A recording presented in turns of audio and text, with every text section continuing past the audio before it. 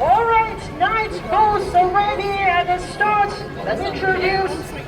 the teams for you。呢個時候咧，同大家介紹一下參加咗永明公開錦標賽準決賽第一場賽事，包括有第一線度 The Liechtenstein Princely Nobby， 第二線東方龍體育會，第三線大熱門嚟自香港仔嘅宇宙足協亂魚龍，第四線大澳龍舟隊，第五線亦都係大熱門嚟自香港仔嘅顯利工程同興隆，第六線度有柏力龍舟隊，第七線同義龍，第八線 Bus Dragon， 第九線有匯豐。好啦，一齊放下啦，睇下係咪大熱門咧嗰兩隊彈出嚟啦，包括咧係有第三線同埋第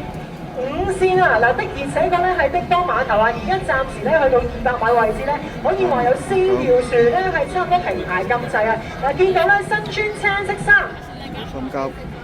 第五線嘅大澳龍舟隊咧，而家中段稍為爆出嚟啊，但係隔離第四線。第三線嘅宇宙足業聯魚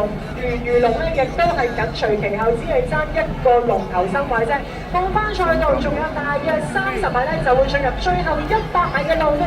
現場嘅觀眾朋友最刺激嘅狀態、最刺激嘅氣氛準備嚟啦！聽到啲雞聲啦，聽到雞聲同埋鼓聲越嚟越密，亦都代表住佢哋嘅扒手啊、佢獎手啦，亦都將會加快獎品啦！All right, let's see who are leading the first game. We see the lead five. 第五線嘅顯利工程同佢個暫時